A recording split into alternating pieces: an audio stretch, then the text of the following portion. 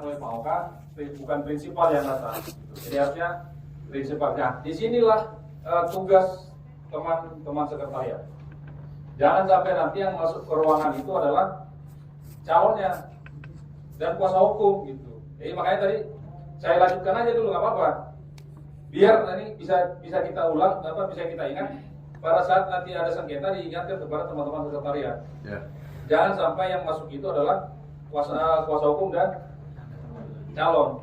Tapi prinsipal dan kuasa hukum boleh, ya kan gitu kan? Itu yang paling pokok pada saat mediasi tadi. Yang kedua, tadi sudah disampaikan, cuma mengulang lagi. Jadi tahapan mediasi itu adalah pertama, mediator itu pertama memperkenalkan diri dulu. Tadi mediator sudah memperkenalkan diri, tetapi cuma satu. Ya. Sebelahnya nggak dikenalin. Sombong kali memang ini. Ya, jadi harus saling mengenal Pak. Perkenalkan nama saya ini dan anggota mediator yang sebelah kanan saya namanya ini, sebelah kiri saya namanya ini. Jadi perkenalan dulu. Artinya apa? Untuk mengecerkan suasana dulu Pak. Jadi kalau bisa tadi kan sebenarnya sebelum mediator itu masuk, para pihak dulu yang masuk. Jadi setelah para pihak masuk pasti sudah ada. Itu tugas teman sekretariat tadi ya. Ya. Memangnya. Jadi saya sengaja di situ biar ada refreshing nanti Pak. Yang lain terjadi gitu ya. Bukan. Sekretaris dong. Notulennya sudah menulis ya. Jadi nanti setelah dipastikan masuk para pihak, kemudian pimpinan baru mediator baru masuk. Nah di sini pertama adalah sampaikan 3S. Senyum, salam, sapa. Artinya supaya tetap mengalir suasananya. Artinya kan karena ini kan core-nya mereka nih para pihak. Jadi kita sebagai fasilitator memfasilitasi mereka supaya mencapai kesepakatan. Sebenarnya di situ sebenarnya tugas kita. Tetapi kita penengah, jangan sampai ada kericuan yang terjadi lagi ya. Itu yang kedua. Terus selanjutnya setelah tadi menyampaikan perkenalan, kemudian tahapan berikutnya adalah para pihak. Para pihak yang pertama adalah pemohon dulu. Setelah pemohon kembali lagi ke mediator, baru waktunya si termohon menyampaikan memperkenalkan diri. Jadi itu harus tetap melalui bentuknya segitiga. Segitiga ya. Jadi tidak ada yang bisa ngomong tanpa melalui dari mediator. Itu gunanya mediator. Tugasnya di sini yang pertama. Jadi menghandle supaya proses itu berjalan dengan baik. Ya. Jadi setelah penyampaian, setelah tadi perkenalan dari pemohon, kembali dulu kepada kemudian mediator mempersilahkan termohon untuk memperkenalkan diri. Setelah tahapan perkenalan selesai, diberikanlah waktu kepada si pemohon untuk menyampaikan permohonannya. Nah, disinilah mulai proses itu berjalan. Jadi dari pemohon dulu menyampaikan permohonan, kembali lagi ke mediator dengan mengulang apa yang disampaikan pemohon. Mengulang tetapi tidak mendukung yang disampaikan ataupun tidak seakan-akan memihak, tidak, bukan seperti itu. Jadi prosesnya itu kalau nggak salah, dengar, ulang, tanya. Jadi kita dengar dulu nih. Jadi mediator itu harus jadi pendengar yang budiman. Itu sebenarnya. Kalau kita tidak dengar, apa yang kita sampaikan? Bagaimana kita memenuhi mediator ini, memandu situasi ini, gitu kan? Jadi kalau ada perkelahian kita tidak tahu, tiba-tiba masuk, ya kita yang jadi digebukin kan? Jadi kita pahami dulu nih, alurnya seperti apa. Jadi ada Pak ya, Jadi setelah kita dengar, kita ulang di pertanyaan si pemohon, tetapi dengan narasi yang berbeda. Makanya saya katakan mediasi ini gampang-gampang tapi sangat sulit. Gampang untuk melihatnya tapi sulit untuk mempraktekannya.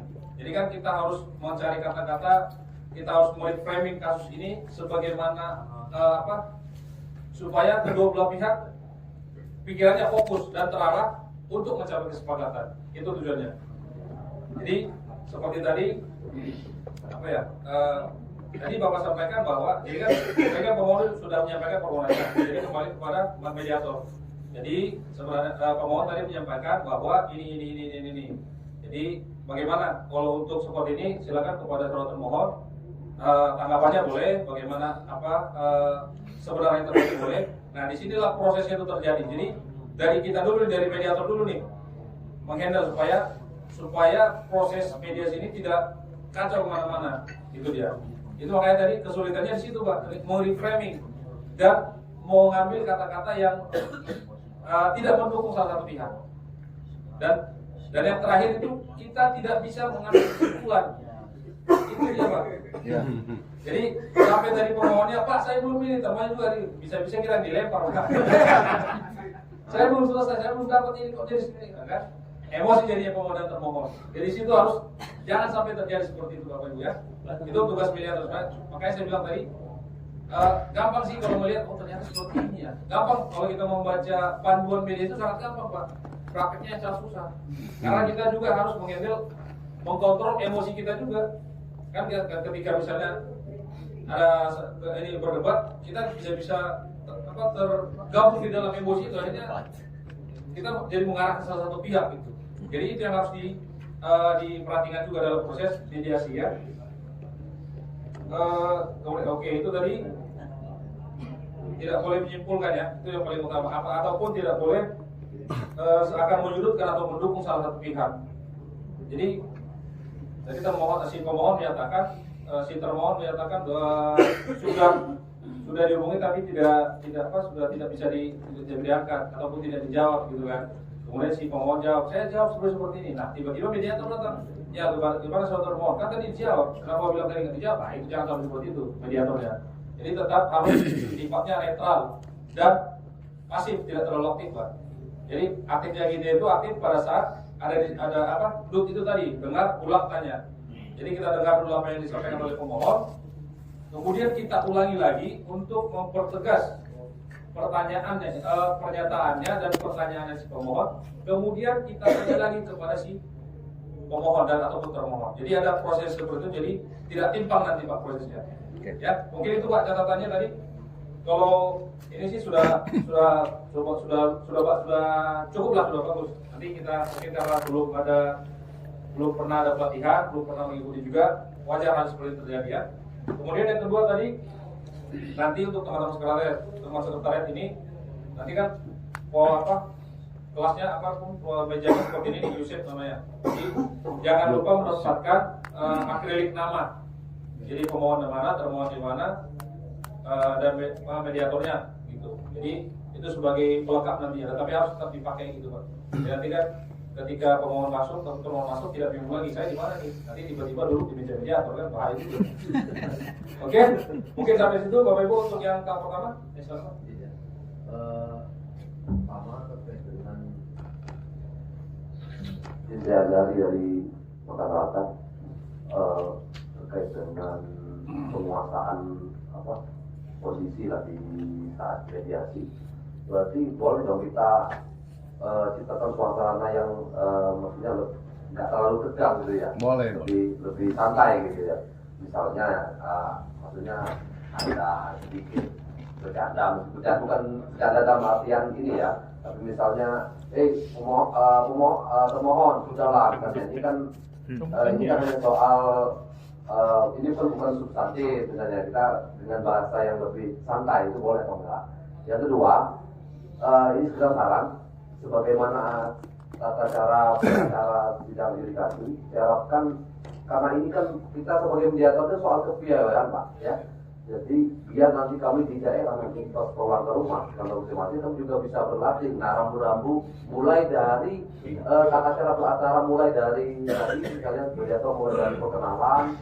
Jangan sampai kelupaan nanti kan perkenalan, kemudian misalnya sampai mempersilahkan pemohon sampai dengan terakhir sidang mediasi biar kami bisa terarah juga, tidak ada yang terlewatkan gitu loh. Saran saja. Ada narasinya mungkin dilengkapi. Tadi kan cuma pembukaan saja narasi untuk ini kan. Terima kasih. Baik. Tadi yang pertama terkait dengan cairkan suasana, bisa-bisa aja Pak, tetapi artinya gimana ya dibilangnya, cair tapi jangan terlalu santai banget gitu. Bisa aja, artinya kan kita sebagai mediator itu kan tujuannya supaya tercapai kesepakatan, jangan kita memihak salah apa, jangan kita sampai kita yang tegang juga, mereka jadi berantem gitu kan. Kalau untuk yang sebenarnya ya kepiawaian sebenarnya benar Pak, dan strategi kita memilih kata-kata itu yang paling sulit ya. Itu yang karena kita akan membantu dan memilih kata-kata yang tidak kasar dan istilahnya seperti yang Bapak tadi bisa mencair suasananya gitu, bisa-bisa aja Pak. Jadi bahkan sebelum mediasi berlangsung, karena kita bercanda dulu nih sama pimpinan bercanda dulu sama teman-teman sama pemohon. Tetapi kalau sudah masuk tahap perkenalan, udah artinya tetap santai, tetapi tidak seperti yang saat awal bertemu tadi gitu. Bisa aja coba gitu. Tetap disesuaikan lah dengan kondisi yang ada. Gitu, Pak. Ini dia Pak, pimpinan mediasi menyampaikan pernyataan pembukaan antara lain. Nah, tapi cuma narasinya ya tadi pembukaan awal tadi kan udah sapaan awal tadi, terus pimpinan mediasi melakukan perkenalan diri, pimpinan mediasi mempersilakan para pihak. Ini tahap-tahapannya. Ini contohnya dari sisi lampiran, pimpinan mediasi mempersilakan para pihak menyampaikan pokok permohonan. Nah, kali ini Pak, nanti untuk pemakaian kata-kata misalnya nih, pimpinan mediasi mempersilakan para pihak untuk menyampaikan pokok permohonan dan kronologis permasalahan yang didahului dengan pemohon dan diajukan termohon. Nah, ini kepiawaian Bapak nanti silakan kepada pemohon. Karena dia dalam proses mediasi, mungkin bisa disampaikan pokok-pokoknya saja apa yang menjadi kendala. Mungkin seperti itu Pak. Jadi kepintaran kita lah memilih kata-kata agar tidak sama seperti proses adjudikasi nanti. Gitu dia. Baik Pak. Siap dulu.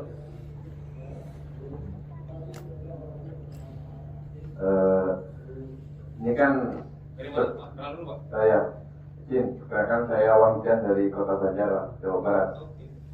Nah, tadi sampaikan bahwa tugas mediator itu seluruh lalu lintas diskusi yang berjalan antara pemohon sama termohon ini kan sama mediator ya.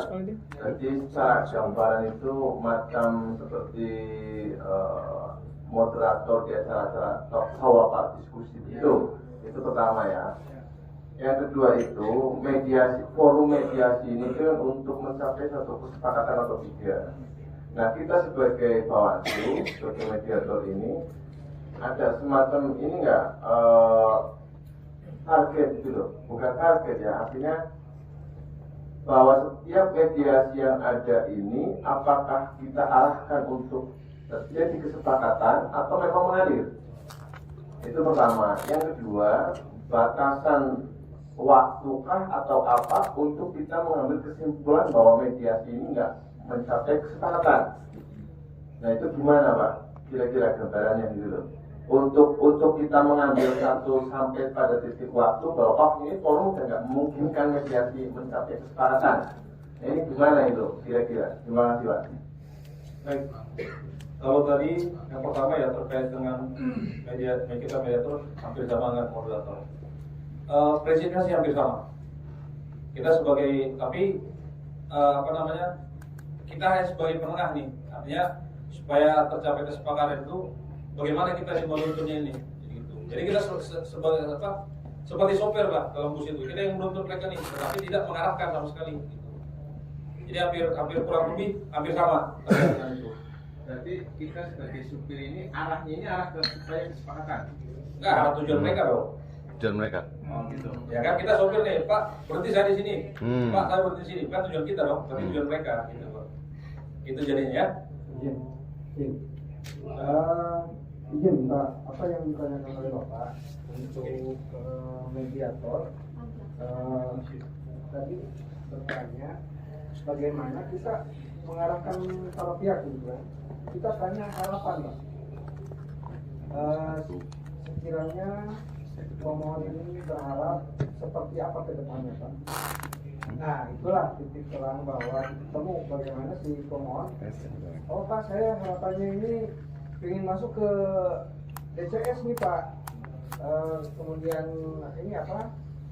Oh jadi Bapak berharap masuk ke DCS begitu ya Pak ya?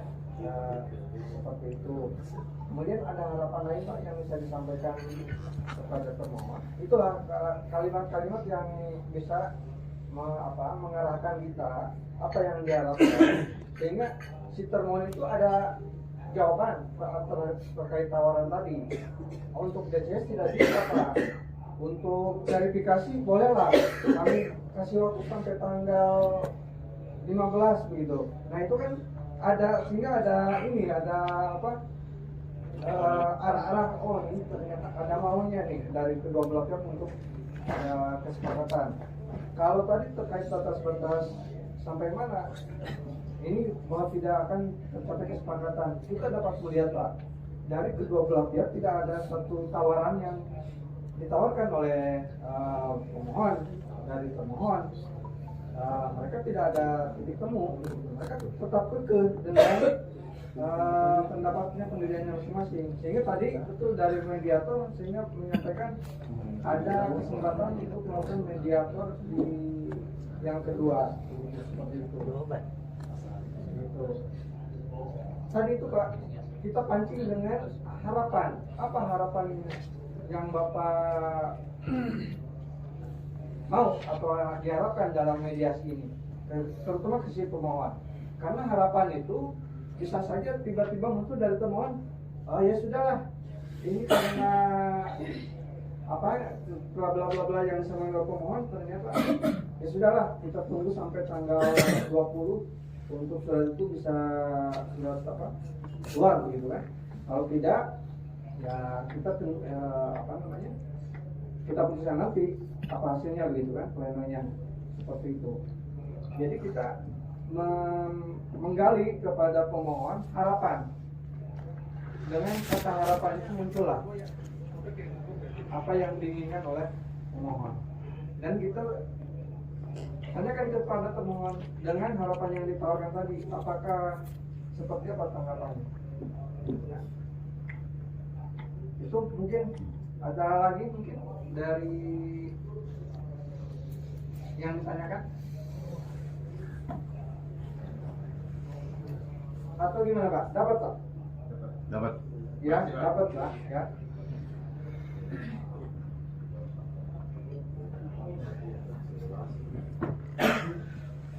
Mana apa? Simulasi Silakan. mereka Ya. gabungnya. Izin bertanya Pak terkait dengan kegiatan ini. Bagaimana kalau misalkan kita dihadapkan kepada proses mediasi di mana ada permintaan dari pemohon kepada termohon, namun di sisi lain si pemohon ini tidak bisa melampaui kewenangannya. Jadi permintaannya itu misalkan untuk penetapan misalkan sampai dengan 28 November misalkan untuk DCT, namun ada permintaan lain dan kemudian itu tidak bisa mengabulkan.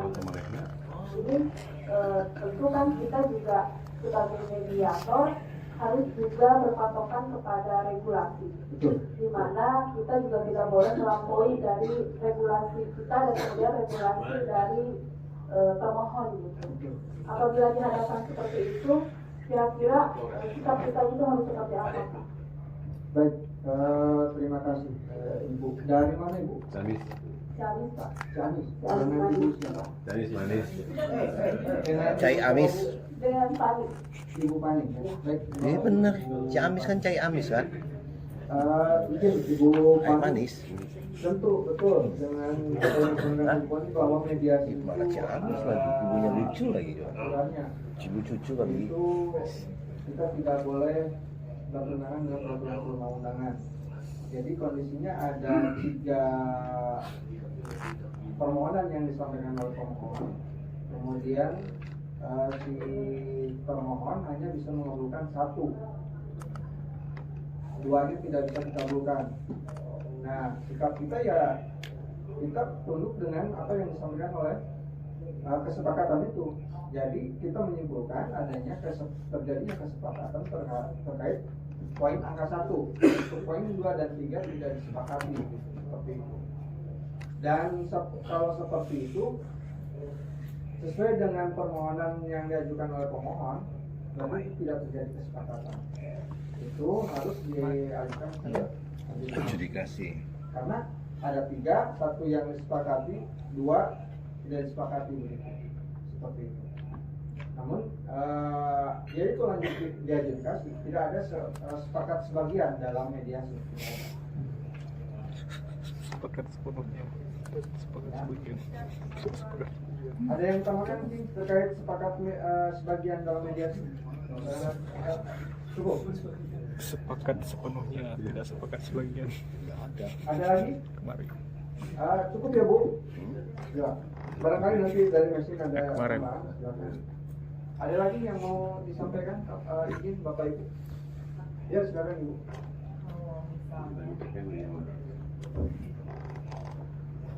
Ketika mediasi ini sudah dilakukan, Ya.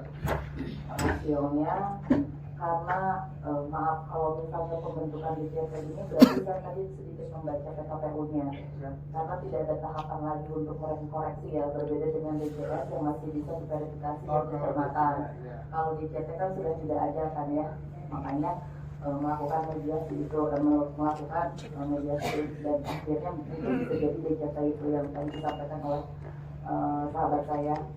Nah, lalu jika dilihat dari itu semua, yang kita sudah melihat nih, oh ini sudah tidak ada tahapannya lagi, dan memungkinkan tidak hasil keputusannya, misalkan nih kita, yang penting mah tujuan mediasi itu kan kesepakatan bersama ya, kesepakatan antara tujuan mediasi. Nah, tujuan mediasi itu sudah tercapai, tapi ternyata ada koreksi, kita keluar dari regulasi itu, gitu kan? Karena dalam mediasi itu tidak boleh keluar dari regulasi. Itu bagaimana? Apa dikoreksinya bagaimana? Apakah kita cabut lagi hasil mediasi itu, atau kita langsung limpahkan ke pimpinan kita satu tingkat atau bagaimana? Koreksi ada Ya, sorry, kan kalau misalnya dari penanganan pelanggaran itu ada koreksi ya Pak ya, koreksi putusan gitu kalau di administrasi kan. Nah kalau untuk di sengketa itu bagaimana? Untuk mengambil keputusan, hasilnya putusan disepakati nih, untuk misalnya DCT aja, karena DCT itu sudah tidak ada tahapan untuk pencermatan lagi gitu kan. Karena, nah langsung akhirnya kita melakukan itu. Oh udah, bisa nggak ini keinginan harapannya si bakal calon, harapannya partai politik ini agar si calon tetap ada kan, jadinya kan seperti itu.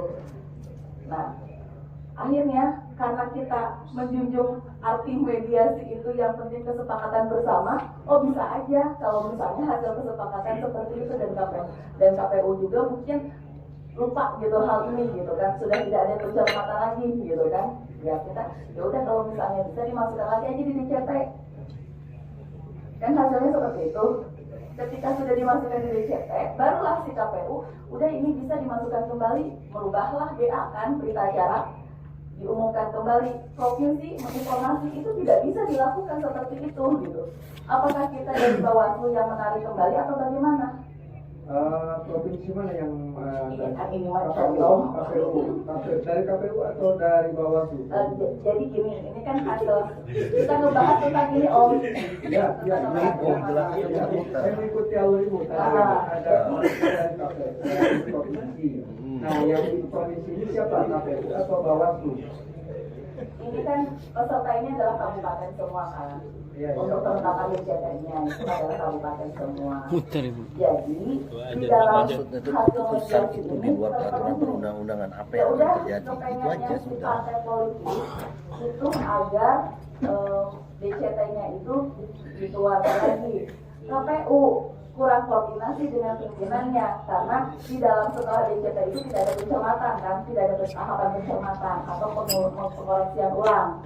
Nah, ya udah kata KPU kalau misalnya mau seperti itu silakan, karena yang penting persyaratan untuk ASN-nya itu keluar Gimana, senior? hari ini.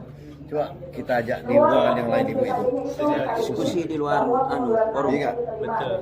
Sekarang Untuk khusus ibu itu diskusi di luar forum. Pembahasan yang lebih serius. Sekarang ngopi itu. Ya, pembahasan. Senior aja dulu aja. Sekarang ngopi dulu, Mas. Minta nomor. Private. Well. Nanti kita private. Kan Bandung Barat juga. Kelas khusus kelas khusus. Apalagi yang Bandung Barat kata ini tadi. Nggak tahu saya. Perlu terekam Bisa dikondisikan. Terekam Pak. Suara. Itu provinsi kan, Pak Bandung Barat. Yang dikoreksi dari Bawaslu provinsi kepada kabupaten. Kan kami yang melakukan.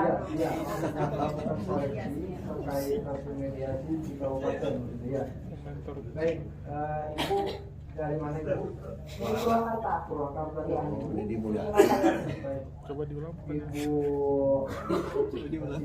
kami sampaikan bahwa dalam Mana Pak Koto? petunjuk teknis Pak Koto? terkait koreksi dalam putusan mediasi Pak itu TA. belum diatur di judul juga. Yang ada Dr. Abdullah. nanti itu menjadi catatan kami, gitu ya.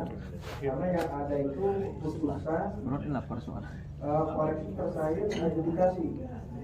Kalaupun nanti itu bisa dicek sama untuk koreksi putusan, karena hasil dari mediasi itu dituangkan dalam kesepakatan dalam mediasi itu dituangkan dalam putusan. Putusan dibacakan secara terbuka. Jadi dibuatkan putusan dan dibacakan secara terbuka.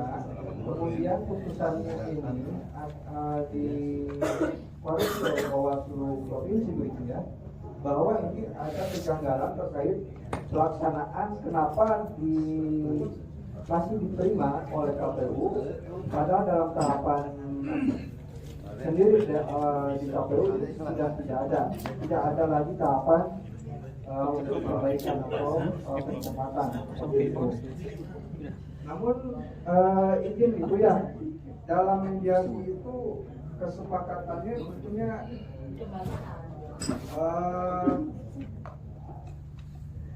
itu akan KPU yang menerima kesepakatan itu ya.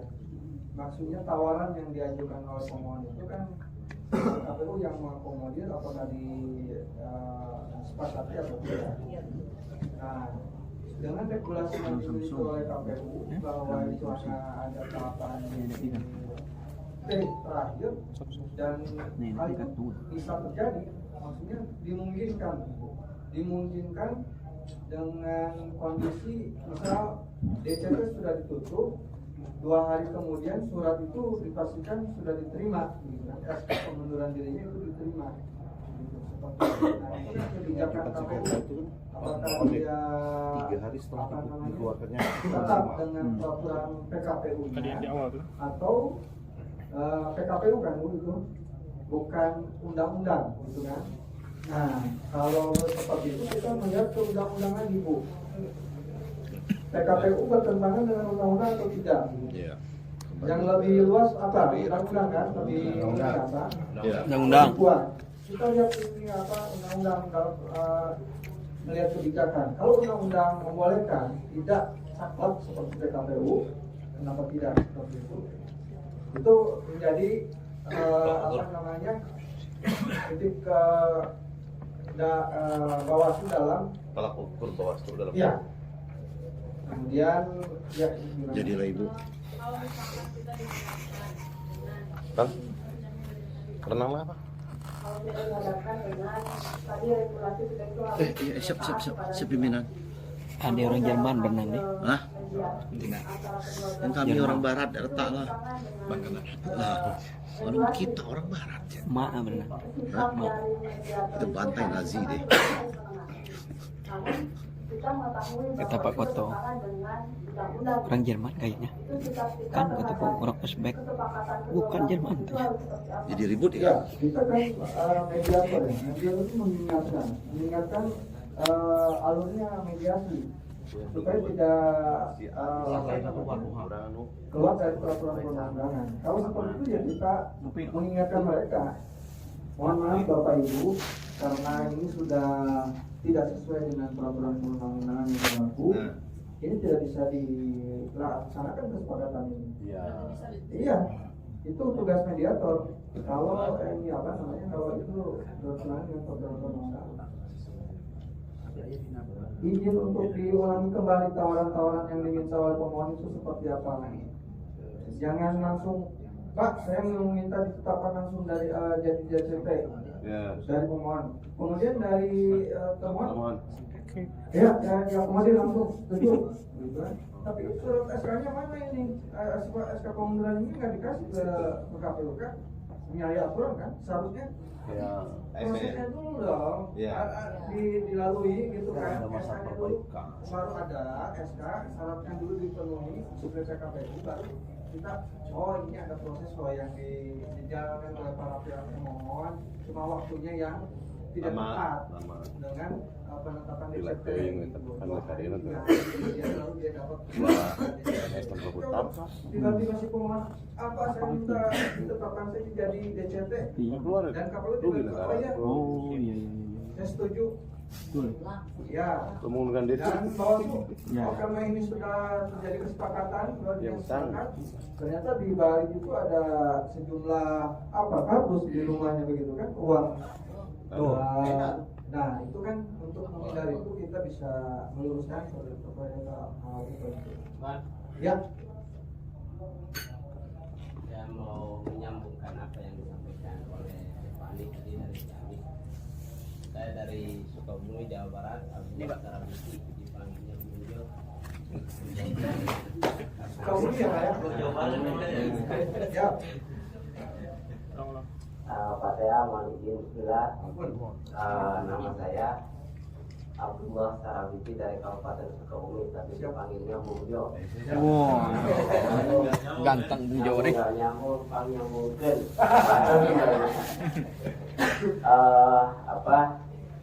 Ini menyambung dari apa yang disampaikan Stefani antara perbedaan dalam forum mediasi. Kan dua-duanya punya pandangan hukum yang berbeda. Pemohon termohon itu dalam pandangan hukum satu pasal saja dalam itu pasti berbeda cara pandang hukumnya. Nah, apakah kita sebagai mediator Bawaslu juga harus konsultasi terkait dengan isi pasal itu terhadap tenaga tim ahli pendampingan atau jadi pendapat hukum lah ya, kita akan melaksanakan pendapat mediasi. hukum apakah Jadi kita harus pimpinan provinsi dan terhadap hadir pasal ini atau tidak. Mereka kan rata-rata juga tidak ahli hukum. Karena kita ingin tahu kejelasan terkait dengan pasal ini pastinya apa. karena kan mediasi kita sih main bola Dan Main bola. dalam dua kali dan 2 hari untuk menetapkan keputusan seperti itu clear dan jelas bahwa tafsirnya ini karena dua pendapat ini berbeda tafsirnya. Kira-kira begitu. Apakah kita butuh konsultasi? Baik, dari Provinsi, terima kasih Bapak Bungjo. Baik, tentunya kita harus meningkatkan kapasitas gitu ya, baik itu dengan terkait program perundangan, kemudian kita sudah melalui grup WA, kemudian kita kan ada Jawa Barat ada berapa 27 kabupaten kota ya, kita diskusi apa yang kita tidak paham, kemudian ada bunyi dari pasal itu, kemudian dibandingkan dengan antara PKPU dengan undang-undang gitu ya. Abangan Purwilika. Abangan Purwilika. Lah, dia tahu lah kapan ada di sana. Dalam mediasi Dalam pergi kalau abang telepon Pak Ketua. Sumpah tidak baca pergi kalau Zoom semua termasuk catatan panas cap. Pak pajak dihubungi kalau. Berbeda penafsirannya itu tadi Pak. Kalau kita kan ada 2 kali mediasi gitu ya. Sehingga kita bisa menawarkan untuk mediasi kedua dan menunggu gitu kan mediasi kedua. Kemudian kita juga bisa menggali jauh terkait apa yang di Iya, anak tinggal juga kadang-kadang sudah ya ibu tua kalau yang sudah sisi pintar dari kota-kota.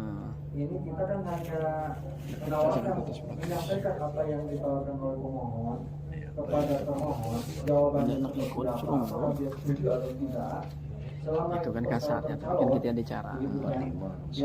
Dia diminta untuk dilakukan verifikasi, apakah termohon bagaimana bisa dilakukan verifikasi kembali terkait syarat ya pengunduran diri dari PNS itu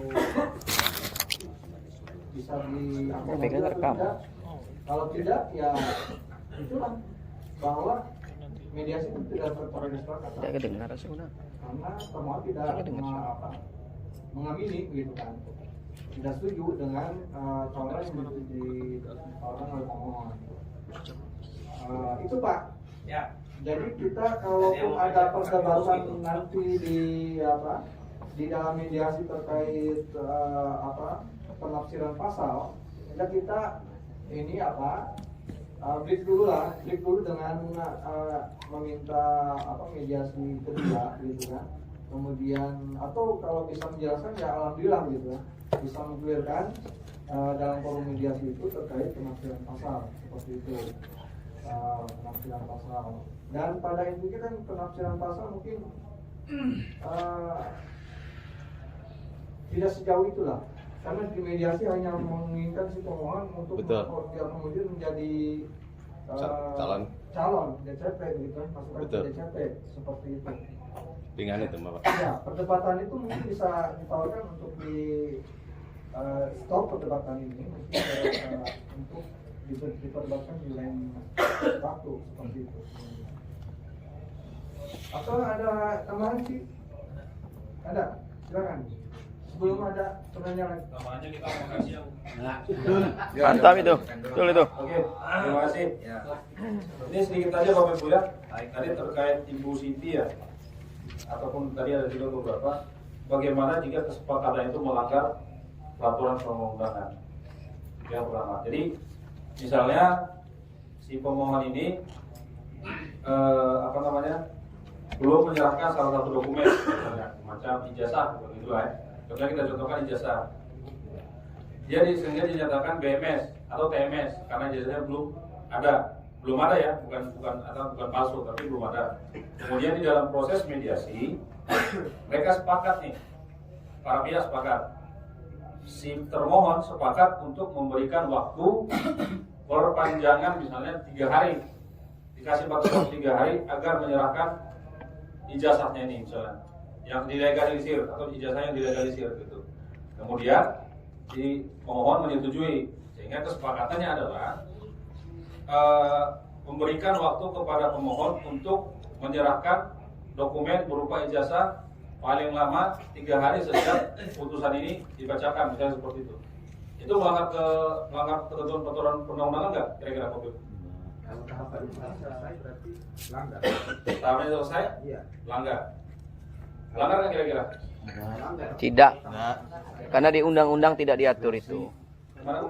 Karena kan ada Tidak melanggar. Karena ini melanggar karena sudah melewati tahapan. Pak Kodim? Tidak. Tidak. Tidak. Karena di undang-undang tidak diatur secara khusus terkait jadwal jangka waktu itu. Tapi yang jelas ada di putusan kan memang waktunya diberikan ketika mediasi itu. Oke, ya. Ini mantan KPU loh ya. Setuju? Oke, jadi sebenarnya Istimewa.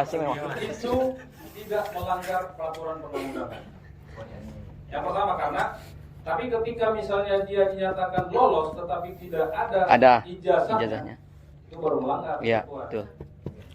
Ini kan dia hanya diberikan waktu saja, itu masalah teknis. Iya, betul. Teknis waktu saja. Jadi itu salah satu contoh Bu. Jadi yang dilanggar itu apa dulu gitu. Misalnya KPU memberikan waktu 1 hari, seperti Ibu bilang tadi pada saat penetapan DCT ya, penetapan DCT berarti konsekuensi kedepannya nanti adalah waktu untuk pencetakan surat suara.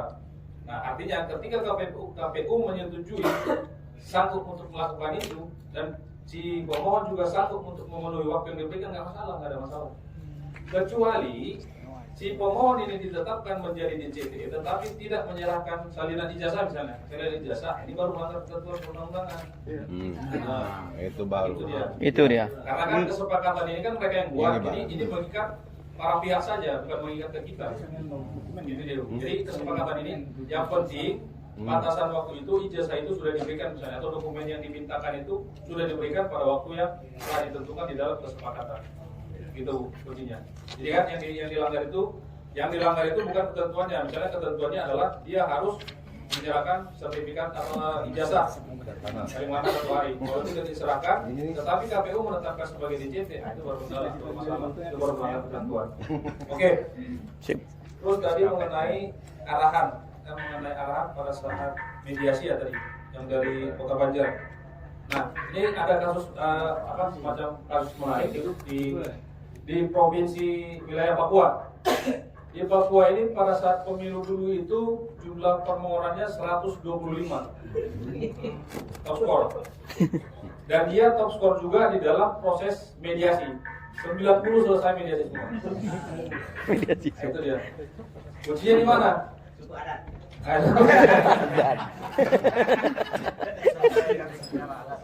Jadi itu ada pencegahan dari awal, Pak. Pencegahan dari awal. Jadi Korimnya itu dulu dia memiliki dia aktif di dalam pada saat misalnya penetapan, pada saat ini, pada saat verifikasi, dia itu aktif. Itu salah satu pencegahannya. Pencegahan pertama, ketika misalnya si pemohon ini si calon ini tidak dapat memenuhi pada hari itu atau ada kekurangan, ditekankan kepada si pemohon ini mau selesai apa enggak atau gimana gitu. Kemudian kepada si termohon juga si KPU lah disampaikan kalau ini tidak selesai nanti lanjut adjudikasi, mau tergantung dengan proses tahapan seperti ini gitu. Artinya ada pencegahan gitu. Nah yang kedua itu pada saat media itu disampaikan, Pak. Jadi triknya itu tapi disampaikannya secara halus ya, bukan memihak ya gitu. Jadi kalau misalnya ini kan masalah waktu nih, hanya masalah belum diserahkan kira-kira seperti itu. Ini saya ambil gambaran kasarnya aja ya. Jadi ini kan hanya masalah yang belum diserahkan nih, Pak. Apakah tidak ada diberikan waktu? Nanti kalau ini tidak sepakat, lanjut adjudikasi, nanti kalian akan terganggu lagi tahap berikutnya gitu. Ini sekedar trik ya. Trik artinya, tapi penyampaiannya tidak seperti itu. Cuman dia menyampaikannya intinya seperti itu gitu, Pak. Artinya ada bukan mengarahkan tapi ada clue-clue yang harus diambil pada saat proses mediasi itu berlangsung. Ada clue yang diambil misalnya dari termohon, ada clue, tetapi kan yakinlah Pak, pada satu sisi si termohon ini seperti Pak Kaboy tadi, Pak David tadi menyatakan nggak akan langsung menerima itu, nggak akan. Malu lah dengan misalnya ketika salah awalnya. Kan kita juga pasti gitu, awalnya pasti malu minta maaf, gitu ya. Tapi udah tahu kesalahan teman-teman, baru kita minta maaf ke hari berikutnya gitu. Jadi hampir sama gitu. Jadi di hari pertama itu sama kayak dulu di Eri juga seperti itu. Pertama-tama itu di hari pertama itu si termohon ini pasti tegar, pasti ngotot dengan apa yang disampaikan. Tapi yakinlah mungkin ada celah sedikit dia pasti ada kasih clue tuh biasanya. Jadi disitulah kelihayannya si mediator ini. Ada clue-clue artinya yang disampaikan si termohon, tetapi si pemohon tidak tanggap. Akhirnya harus kita ambil gitu. Jadi kita ambil dalam arti di proses loop tadi, dengar, ulang tanya. Makanya kenapa si mediator ini harus menjadi pendengar yang budiman, supaya memahami apa sih isi pikirannya si pemohon, apa isi pikiran si termohon. Jadi kita yang menyatukan di konsepnya gimana gitu. Jadi kita sampaikanlah. Jadi maksud Bapak, bisa aja misalnya yang disampaikan si termohon ini poinnya sama dengan yang disampaikan si pemohon, tetapi tidak ada titik temu. Di situ fungsinya si mediator tadi gitu. Mungkin kira-kira itu Bapak Ibu tambahannya. Mungkin kalau ada yang mau diskusikan lagi, mungkin akan kita lanjut. Masih ada? Siap, ya. Makan dulu. Dulu.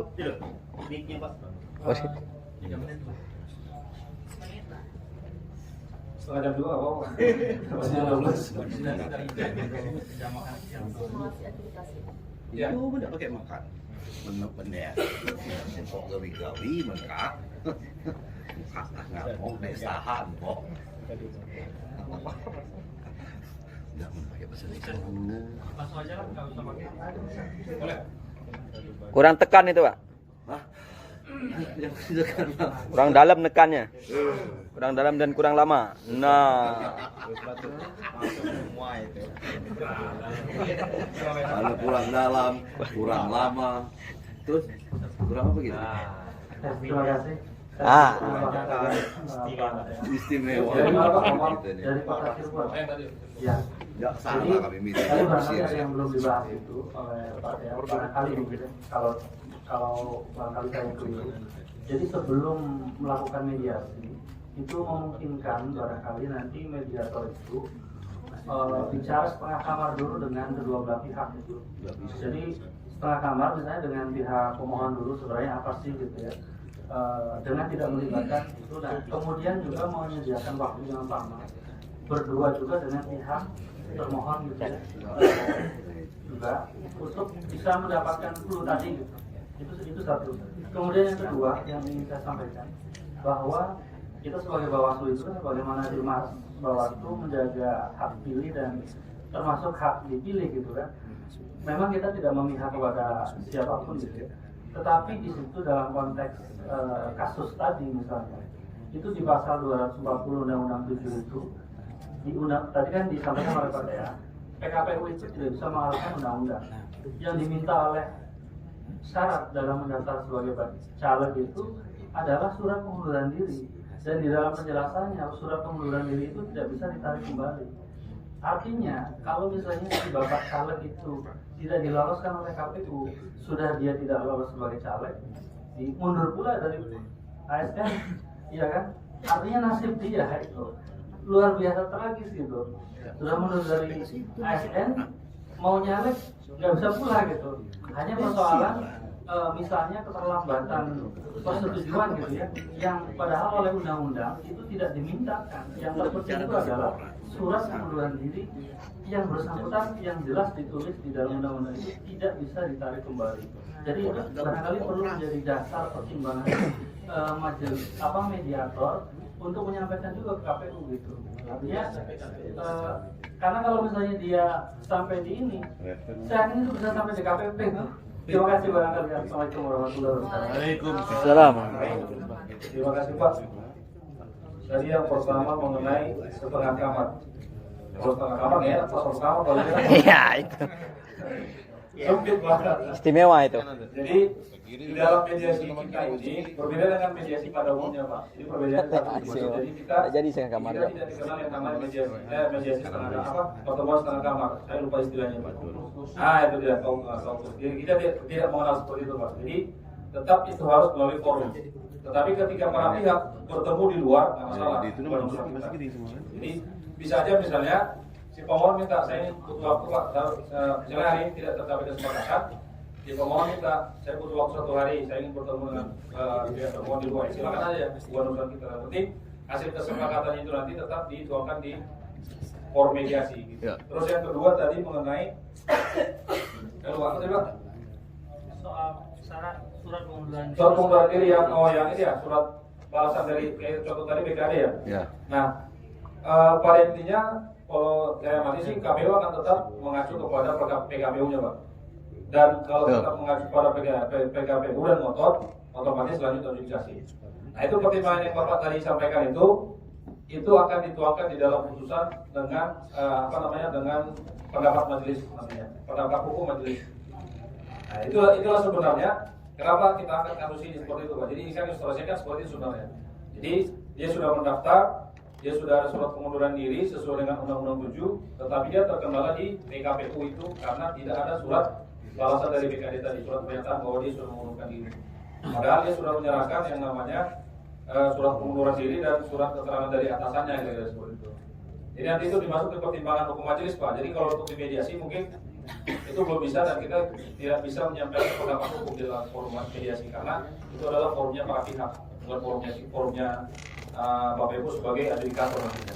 Mungkin itu Pak sarannya. Oke. Terima kasih. Ada Pak? Sebentar, tadi terkait koreksi ya, ada koreksi putusannya. Putusan itu untuk mediasi kalau adjudikasi ya Bu? Kalau mediasi kan ada, emang ada. Putusan. Bukan pertanyaan. Iya. Kan? Nah, itu. Kalau lihat misalnya Buku tuh. hasil putusannya, Bawaslu Kabupaten kan? ini hasilnya Sebelum mungkin. si KPU menurut Dulu sebelum. ketahuan lah ada regulasi yang salah itu Bang yang tadi disampaikan, salah regulasi penyampaian gitu kan. Di luar dari regulasi gitu, menyalahi aturan regulasi. Ini mah kan cuma ilustrasi aja. Ya tapi gini Bu, kalau misalnya udah tercapai kesepakatan itu tadi kan, tapi kalau mengenai waktu sih nggak masalah tadi. Kalau masalah itu kan teknis. Tapi kalau misalnya ada dokumen yang belum diserahkan, terus ada kekurangan dokumen lah misalnya di si pemohon, kemudian tetap ditetapkan sebagai DCT di dalam forum media itu ditetapkan, otomatis kita Bapak Ibu sebagai media salah karena sudah melanggar ketentuan itu intinya. Tapi kalau hanya masalah jeda waktu itu kan teknis sih bisa-bisa aja.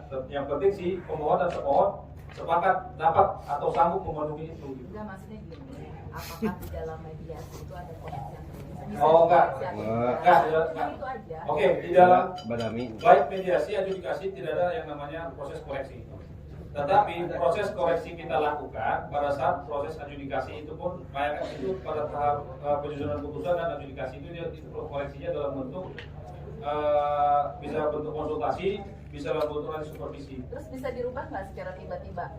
Oh nggak jadi nih, mendingan diadjudikasikan lah gitu. Nggak bisa, yang penting kalau sudah kesepakatan nggak bisa dong. Nggak bisa. Nggak bisa dong. Oh, jadi udah harga mati. Gitu. Iya, karena itu kan kayaknya juga kesepakatan bukan kita.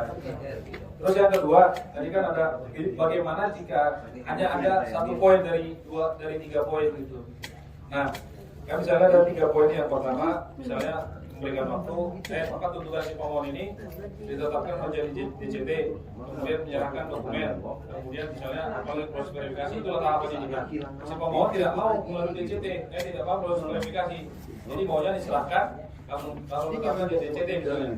Misalnya ada satu kesepakatan satu poinnya sanggup dilakukan oleh si pemohon, otomatis ini tidak akan bisa buatkan berita acara kesepakatan karena kesepakatan poin-poin itu tidak disepakati oleh para pihak secara langsung gitu. Jadi kalau hanya satu poin, berarti yang lain itu tidak dianggap menjadi semacam poin gugatan. Jadi kan ada 3 misalnya, yang sanggup hanya 1. Nah, kepada si pemohon ditanyakan apakah si termohon kalau cuma 1 bisa nggak gitu.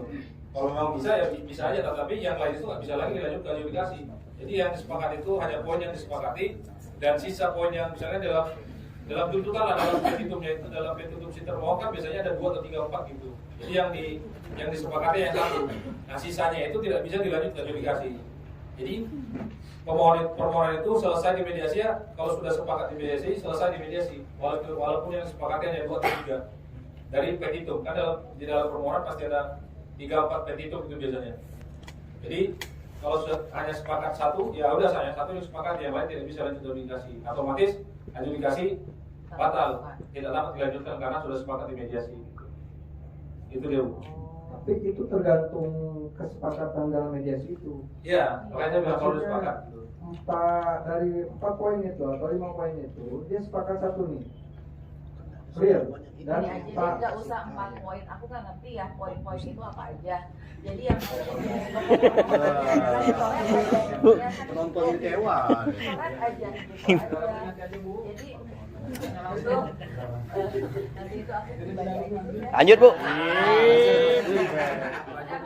Itu langkah paling pasti. Lanjut, Bu. Jangan setengah kamar, Bu. Lanjut. sama dengan perut saya. bukan pada Fitri ya. Untuk itu kan ada petitum tadi yang disampaikan oleh Sindaki kan. Petitum itu ada di permohonan pemohon. Itu ada 5 poin. Yang pertama Memang dilakukan dari penutupan. Kemudian yang kedua diakomodir jadi DCT gitu kan, DCT. Kemudian yang ketiga petitumnya dia diminta ditetapkan sebagai anggota DPR langsung, gitu kan? Seperti itu kan tidak bentuk kemungkinan. Ya, dari si ini ya Pak.